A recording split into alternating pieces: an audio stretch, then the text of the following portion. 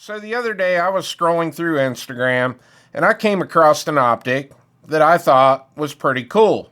And it was from a company that I worked with clear back when I first started my YouTube channel. So I asked them if they would be willing to send this out for a review, and they were nice enough to do so. And that optic is the Gowutar EP-10 fully enclosed multi-reticle red dot. Let's check it out.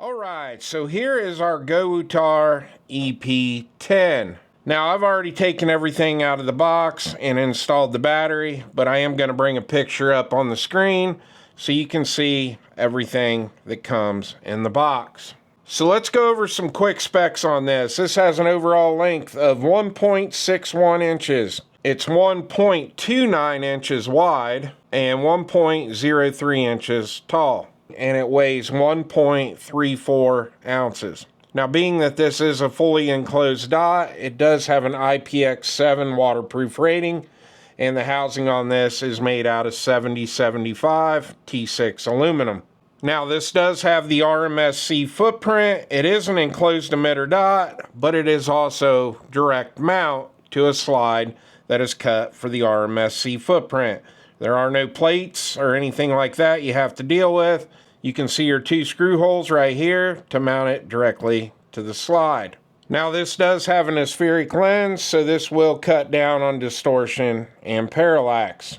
Now one of my favorite parts about this optic, it is a side load battery, and it's very easy to get to the battery, unlike the trays where you got to remove one or two super small screws. This just screws off of here, and that's where your battery goes in. Now this does run on a CR1632 battery. Now this has a 40,000 hour battery life, but obviously that's on the lowest setting. And this optic does have shake awake, and it will shut off after 4 minutes of inactivity, and as soon as you touch the optic or grab whatever this is mounted on, it will turn back on, and we will be testing that later on in the video. Now this has 10 brightness settings. You've got 8 daytime settings and 2 NV. And one thing we did forget to go over, if you want to adjust your brightness levels up and down, you've got your up arrow here and your down arrow right here. Now another really nice thing on this optic is it does have a built-in iron sight on the back. So if your optic goes down, you can use this sight with your front sight on your pistol. Now this is shockproof up to 1500 Gs, and one ding I'm already going to give this optic is the fact that it only comes with a 3-year warranty, where most optics nowadays have a lifetime warranty. So now let's talk about the multi-reticle on this. So this has a 3 MOA dot with a 48 MOA circle, and you have the option to run just the 3 MOA dot, or you can run just the 48 MOA circle, or you can run the dot and the circle together. Now the camera is not going to be able to pick that up, so I will bring the reticles up on the screen so you can see what they look like. Now to cycle through the different reticles, it's real easy. You're going to hold down on the up button. It takes about 3 to 4 seconds, and it will switch from the dot to just the circle. And if you hold it again, for 3 to 4 seconds, it will go to the dot and the circle together. Now, one thing I like to do in all these optic review videos is check the windage and elevation to see how tactile and audible the clicks are. So let's start with the elevation. Okay, they're not real tactile. You can feel the clicks. There is a pretty good positive stop in between each click. Let's check the windage. Okay, same thing on the windage. I guess I can hear the clicks just a little bit. Not the best I've seen, but definitely not the worst. So the first thing I noticed when I got to the range to sight in this EP-10 was how nice and clear the glass was. And the red dot was bright enough, even though there was a lot of snow on the ground, and when the sun would come out, it would get pretty bright, but I was having no issues seeing the red dot. It's not the brightest red dot I've seen on an enclosed emitter dot, but it gets the job done. Now, I warmed up by shooting a couple mags through it just to get used to the optic on the Ruger RXM, and then I wanted to start shooting some 10-shot groups. Now, I set a camera and a target up at 10 yards, and I loaded up 4 mags with some 115 grain MagTech ammo. And my first couple groups weren't great, but the weather here in Ohio is absolute crap right now, so I'll take what I can get. Now, after I shot the first 2 10-shot groups, I went back to the truck, put the tailgate down, and I started racking the slide with the optic off the tailgate of the truck.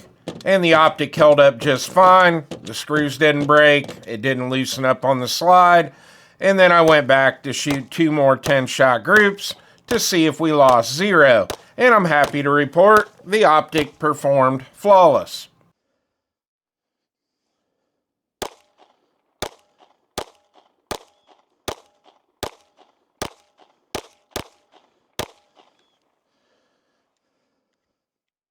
Now, after I shot the 10-shot groups, I set up a couple pieces of steel and a couple USPSA targets because I wanted to see how this optic was going to transition from target to target.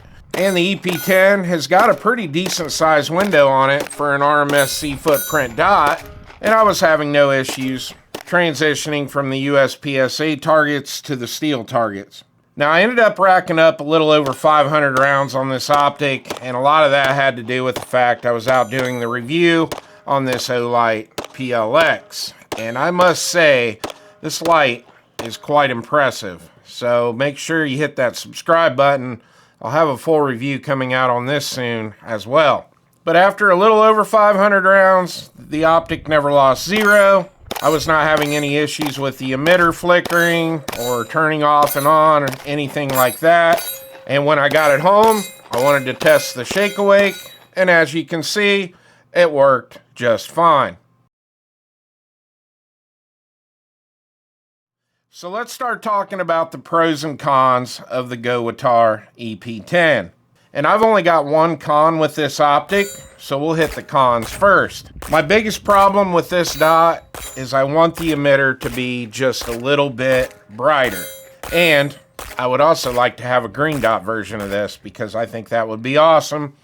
But that's just my preference. I prefer green over red. Now, the dot was plenty bright enough. I wasn't having any issues with it, but I would have liked to just had it a little bit brighter. There was a lot of snow on the ground, and the sun was coming out here and there, so that doesn't help either. But I was out testing another optic the same day, and I actually had to turn the emitter down on that one to 6 power because it was just too overpowering on the snow. Now, me personally, I just prefer using a red dot, but if you like using the dot and the circle or just the circle, well, I will say this, it seems to be quite a bit brighter when you're running the dot and the circle together. So just keep that in mind. Like I said, it's not bad, but it just needs to be a little bit brighter emitter. Now let's start talking about pros, because there are a lot of pros when it comes to the EP-10. First pro, side load battery. Now I know a lot of people don't like this because the battery compartment kind of hangs off the side of the optic a little bit, but I actually really like this. I don't like the side load trays too much just for the fact you have to remove 1 or 2 very small screws. You take a chance of losing them because a lot of the companies don't capture the screws. and then you got to pull the tray out and put the tray back in and put the screws back in. With this, all you have to do is just unthread the cap, pop the battery out, put a new one in, and put the cap back on. So I really like this side load battery design on this optic. My next pro with this optic is how low they got the deck height on this.